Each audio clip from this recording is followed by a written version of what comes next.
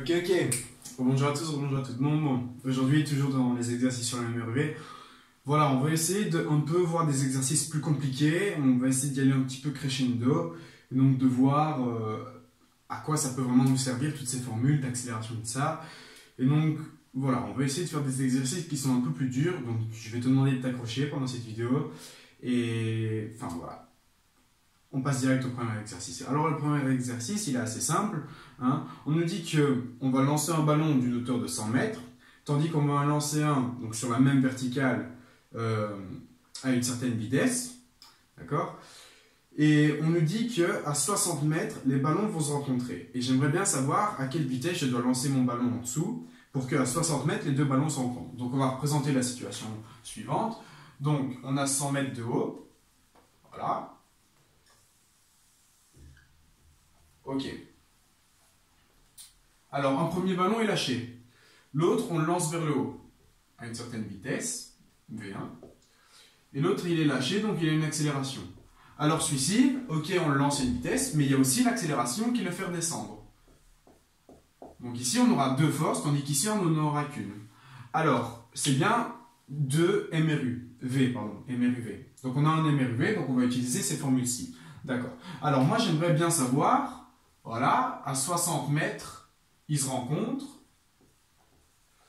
Et donc, à quelle vitesse je dois le lancer? Quelle est la vitesse V1 ici pour qu'ils se rencontrent à 60 mètres? Ok. Bon, dans un premier temps, on va essayer d'écrire tout ce que ceci nous dit. Donc, ici, j'ai une accélération qui va vers le bas. Ok. Et donc, en 60 mètres, le premier ballon qu'on lâche de 100 mètres de haut, il a parcouru 40 mètres. Pourquoi? Parce que 40 mètres et donc ici 60 mètres, ça nous fait bien une hauteur totale de 100 mètres. Ok. Et donc, en un laps de temps t, donc voilà, l'autre a parcouru 60 mètres. Donc on dit bien que on a lancé donc ici notre ballon vers le haut, en même temps quand on a lâché le ballon vers le bas. Donc ça veut dire qu'en soi, les temps ici vont être à chaque fois égaux. Donc qu'est-ce que ça veut dire? Ça veut dire que 40 mètres, dans un premier temps, ce sera égal à 1,5 de notre accélération. Donc, vu qu'on étudie le mouvement vers le bas, on part bien de 0 pour arriver à 40. On a bien l'accélération qui est dans notre sens de l'axe, car on étudie vers le bas, celui-ci. Et donc, on a bien l'accélération qui est positive. Donc, 9,81. Voilà. Multiplié par le temps au carré. Donc ça, c'est une première équation. Ensuite, notre deuxième équation, elle nous dit que l'autre a effectué 60 mètres en ce même laps de temps. Sauf qu'à ce moment-là, on a une deuxième formule. On a cette formule-ci. Pourquoi? Parce que tout simplement, on a une vitesse V1. Tandis que ici, quand on lâche le ballon, de 1, il est à 0 m de haut sur notre axe, mais il a aussi une vitesse initiale de 0 m par seconde. Voilà. Et donc maintenant, je vais étudier le deuxième mouvement. Le deuxième mouvement, il nous dit quoi? Il nous dit qu'en soi, j'ai 60 mètres. 60 mètres sera égal à quoi? Ce sera égal à V1 fois le temps. Alors, vu qu'on a le même temps, on les a bien lancés en même temps ou lâchés en même temps, on va bien avoir les temps qui seront égaux, car ils doivent se voir au même moment, à 60 mètres. Donc, je vais avoir V1 fois le même temps, c'est bien le même. Donc, je n'ai pas mis d'abscisse pour les séparer, car ce sont les mêmes temps, plus 1,5 de, et donc A fois le temps au carré. Alors, ici, on étudie le mouvement verticalement vers le haut. Ici, on a 40 mètres, mais ce sont 40 mètres vers le bas, tandis qu'ici, on étudie 60 mètres vers le haut. D'accord? Et donc, notre vitesse à laquelle on va lancer, elle sera positive, mais l'accélération, dans ce cas-ci, est négative, car elle est contraire à notre axe. Alors ici, on étudie 60 mètres quand on part de 0 à 60, tandis qu'ici, on étudie 40 mètres quand on part de 0 à 40. Sinon, comparé à nos axes, on aurait pu écrire que la distance ici, c'était moins 40 mètres, mais bon, ici, on va écrire que c'est 40 mètres. Donc, on étudie deux mouvements séparés. Alors, ça veut dire que dans le premier mouvement, l'accélération est positive, c'est ce que j'ai écrit, on descend humain vers le bas, mais l'autre est négative car elle est contraire au mouvement que nous, on va étudier. Parce que le premier ballon, il tombe, tandis que l'autre, il monte. Donc, dans un premier temps, quand il tombe, l'accélération est positive, tandis que quand il monte, l'accélération est négative. Du coup, qu'est-ce que je vais avoir ici? Et je vais avoir plus 1,5 et donc de moins 9,81. Donc soit, je vais mettre le moins en évidence, Donc je vais avoir moins 1 demi de 9,81 fois le temps carré. Ok, ça c'est 60. Ok. J'ai donc ici deux équations. Et donc moi, ce que je veux déterminer, c'est que je veux déterminer V1. Ok, comment je vais faire pour déterminer V1? Alors j'ai des t dans mon équation.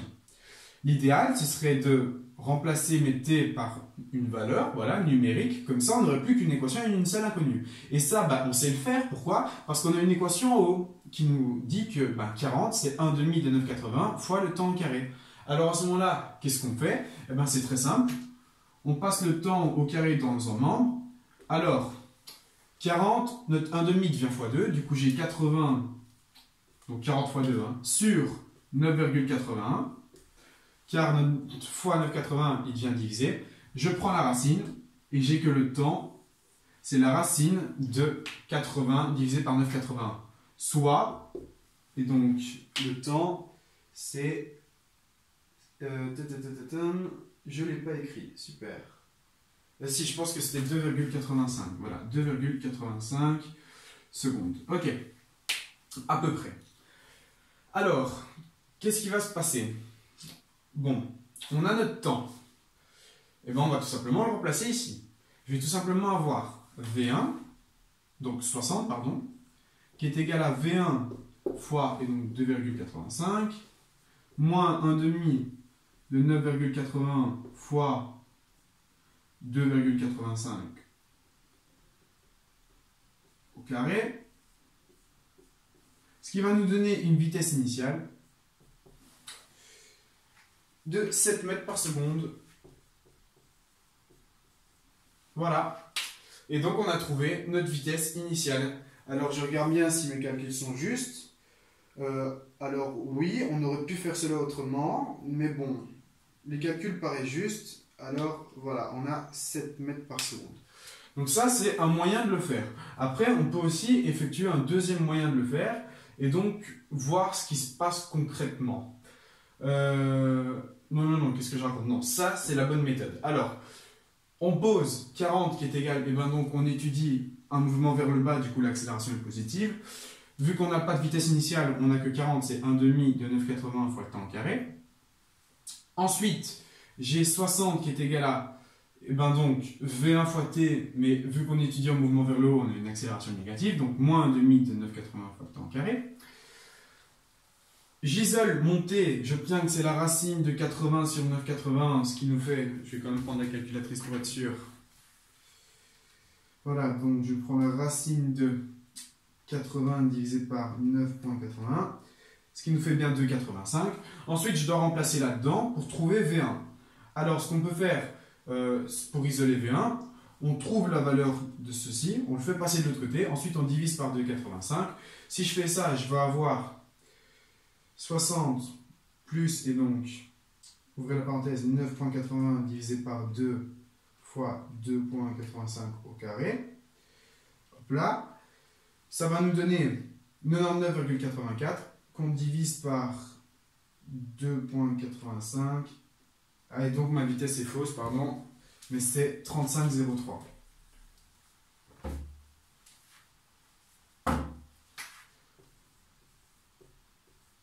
Alors c'est bien 5, voilà. Ok. Donc, pardon pour la réponse qui était erronée, donc c'est dans mes fiches, c'était pas bon. Alors, si on a notre temps et qu'on a trouvé la valeur de notre temps, on le remplace dans cette équation, on n'a plus qu'une équation et une seule inconnue. Tout ceci, je le passe de l'autre côté, il devient plus. Je divise ensuite par 2,85 et j'obtiens que V1 c'est 35,03 mètres par seconde. Donc si je veux que les deux ballons se rencontrent à 60 mètres de haut, sachant que je le lâche un de 100 mètres, je dois lancer mon deuxième ballon, pardon, à une vitesse de 35,03 mètres par seconde. Voilà, donc ça c'est la résolution de cet exercice. Ok, bon j'espère que c'est compris, je vais directement passer au suivant et on va voir ce que ça donne. Alors je vais effacer le tableau, vous pouvez avancer la vidéo de 10 secondes.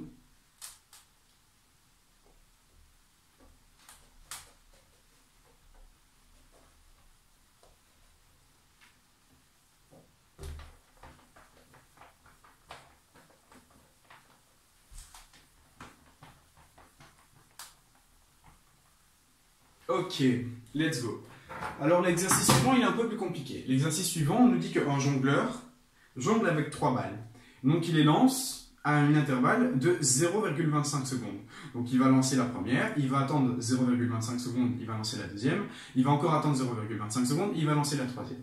Et on nous dit, sachant que une des boules, donc la première boule, va se trouver à 1,8 m. Voilà. Donc on a notre première boule qui se trouve à 1,8 m. Et puis elle va retomber. Donc 1,8 m, ce sera la hauteur maximum. Sachant que on prend pour principe, donc il va les lancer, ça va être 1,8 m au-dessus de lui. Du coup, on part du principe où lui, donc l'endroit où il les lance, c'est à 0 m. D'accord?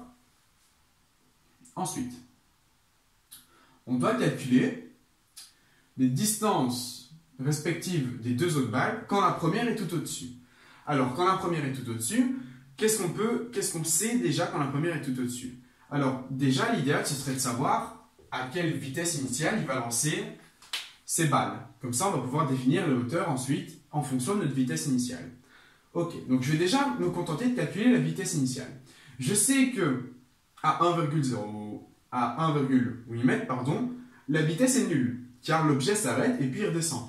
Donc, en posant le temps de montée qui est égal donc, au temps que la première balle monte à 1,8 m, et donc ensuite elle redescend, mais d'abord elle monte jusqu'à 1,8 m. Ce temps de montée, on sait que la vitesse de ce temps de montée, elle est nulle. Voilà. Alors qu'est-ce que ça veut dire? Ça veut dire que V1 plus A fois notre temps de montée est égal à 0. Ce qui signifie que notre temps de montée, je passe mon V1 de l'autre côté, je divise par A, j'ai moins V1 sur A, ce qui nous fait moins V1 sur, et donc notre accélération, elle est bien contraire à notre mouvement. Ici, on étudie bien le mouvement quand on lance le projectile vers le haut. J'ai bien une vitesse qui monte et une accélération qui descend. J'ai donc l'accélération qui est négative, sachant qu'on est sur Terre, on a que l'accélération c'est moins 9,81 mètres par seconde au carré. Alors, moins V1 divisé par A c'est moins 9,81, et j'obtiens que le temps de ma montée, ici, on va l'écrire, c'est égal à V1 divisé par 9,81. Ok, donc ça c'est le temps de ma montée. À quoi ça va nous être utile de connaître la valeur de ce temps de montée? Logiquement, on sait que le x, donc la distance de notre temps de montée, ce sera 1,8 mètres. D'accord? Donc j'ai bien la distance que j'effectue en un certain temps de montée, d'accord? Donc le temps de montée maximal, on a bien 1,8 mètres. Alors on va tout simplement remplacer. Je sais que mon temps de montée c'est 20 sur 9,81. Alors je vais avoir x de V1 sur 9,81 qui sera égal à 1,8. Alors 1,8, et donc j'ai plus qu'à remplacer dans mon équation ci-dessus. Alors je vais avoir V1 multiplié par, et donc le temps, donc notre temps c'est bien V1 sur 9,81, auquel je vais ajouter 1,5. Et donc notre accélération, elle est toujours négative, hein, on étudie bien le mouvement vers le haut, donc notre accélération est négative. Alors je fais fois moins 9,81, alors le moins je vais le passer directement devant, voilà, je vais avoir moins 9,81, et donc fois le temps au carré. Le temps au carré c'est quoi? C'est V1 sur 9,81, je vais l'écrire ici, V1 sur 9,81, le tout au carré. Voilà. Donc ça, qu'est-ce que ça nous donne? La résolution en soi, elle est assez simple. Pourquoi? Parce que le carré va se déporter sur les parenthèses. Du coup, je vais avoir V1 au carré sur 9,81 au carré.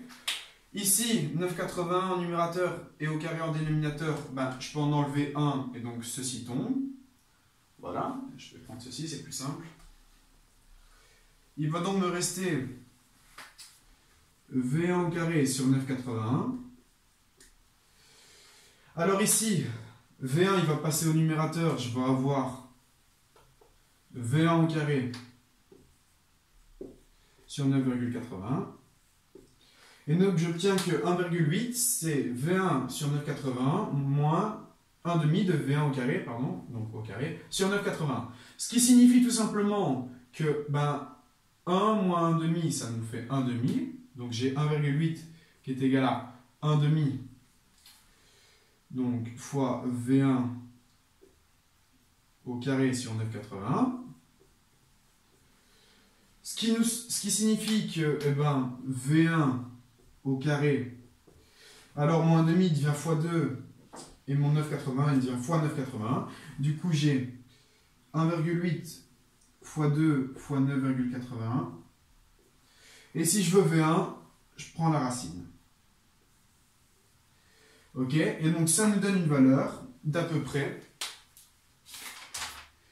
si je regarde mes calculs, ça nous donne une valeur de 5,94 mètres par seconde. Donc, sachant que notre première balle atteint une hauteur de 1,8 mètre, à l'aide de nos calculs, on obtient que la vitesse initiale, c'est 5,94 mètres par seconde. Alors, vous allez voir que quand on a une situation comme ceci, et donc on lance un objet vers le haut, on a toujours le temps de montée qui est égal à V1 fois 9,81, V1 sur 9,81, et en général, on a aussi toujours la hauteur max qui est égale à, et donc 1 demi de V1 au carré sur G. Alors ça, c'est quand on étudie un mouvement comme ceci, vers le haut, et qu'on lance, voilà, donc contrairement à la gravité, on obtient toujours ces deux équations qui nous disent que le temps de montée, c'est 20 sur 9,81, et que la hauteur max, c'est 1 demi de V1 au carré sur 9,81. Voilà. Ok. Bon, ça, en fait, ça nous aurait dispensé de tous nos calculs, mais en soi, c'est pas bien grave, parce qu'on a trouvé la vitesse initiale, et donc maintenant, on va pouvoir s'occuper du reste.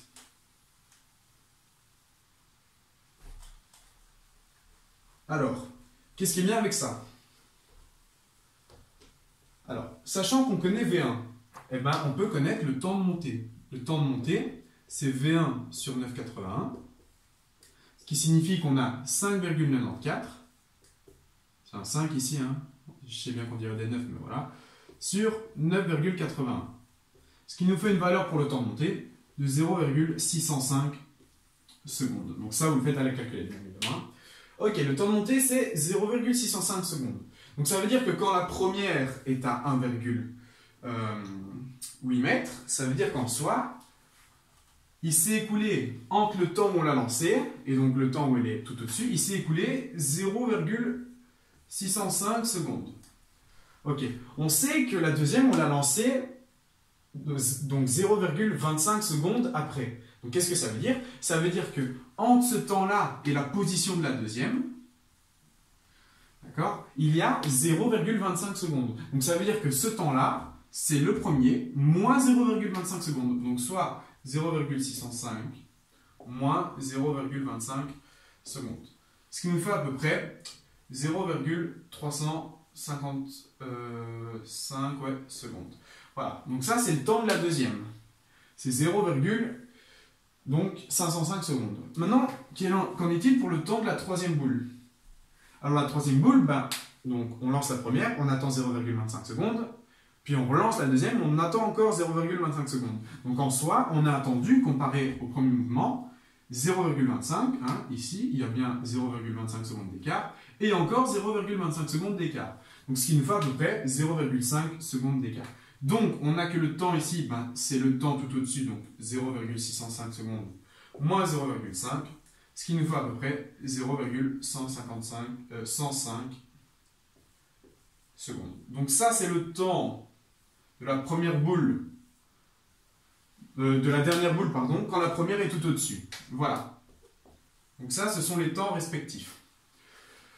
Et donc moi, dans mon énoncé, ce qu'on me demande, quand la première est tout au-dessus, donc à 1,8 m, quelles sont les positions des deux autres? Et comment on va calculer les positions? C'est très simple, on va tout simplement faire des valeurs numériques. Alors si je veux la position en 0,355 secondes, je vais calculer x de 0,355 secondes. Ce qui nous fait à l'aide de nos formules V1, alors V1 on l'a calculé, c'est 5,94. Voilà, donc toujours bien écrire, hein, donc là je l'ai mis sur le dessin, mais vous pouvez l'écrire dans vos données, et voilà. Alors V1, 5,94, multiplié par, et donc notre temps 0,355, auquel j'additionne 1/2 de AT carré, mais vu que A est négatif, je soustrais 1/2 de 9,81 fois, et donc 0,355 au carré, ce qui nous donne une valeur d'approximativement, où est-ce que je l'ai mis? Une valeur de 1,491 mètres. Voilà. Et donc, quand la première boule est tout au-dessus, on a calculé le temps. Du coup, vu qu'on connaît les intervalles de temps, ben on a calculé le temps de la deuxième boule. Et donc, avec le temps de la deuxième boule, on peut calculer la distance à laquelle elle se trouve. Donc, quand la première boule est à 1,8 mètres, la deuxième boule se trouve à 1,491 mètres. Ok, maintenant, si j'avais voulu calculer la hauteur de la troisième boule, car on me demande la hauteur des deux boules restantes. Alors, ben, pareil, c'est le même schéma. Je dois calculer x de 0,105.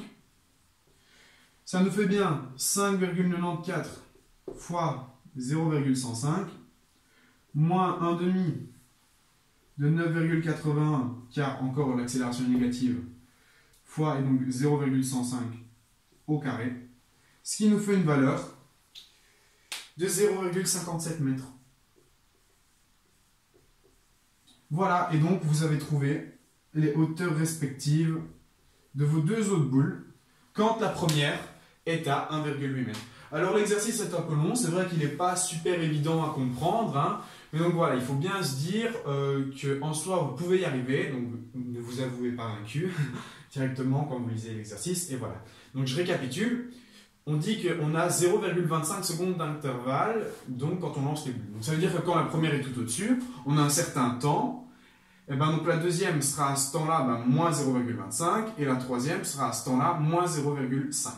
Voilà. Donc nous, l'idéal, ce serait de calculer à quel moment on a bien notre première boule qui est à 1,8 mètres. Alors à quel moment cette boule sera à 1,8 mètres?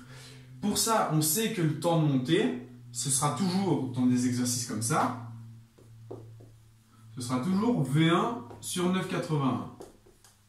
Ok? Et donc nous, ce qu'on aimerait calculer, c'est V1, voilà, tout simplement, on aimerait calculer V1. On sait que le X du temps de montée, ce sera 1,8. Ce qui signifie que 1,8, ce serait égal à 1/2 de V1 au carré sur 9,81. Alors ça, c'est des formules voilà, que on sait retrouver assez facilement. Donc vous pouvez revenir en arrière dans la vidéo pour voir comment j'ai fait.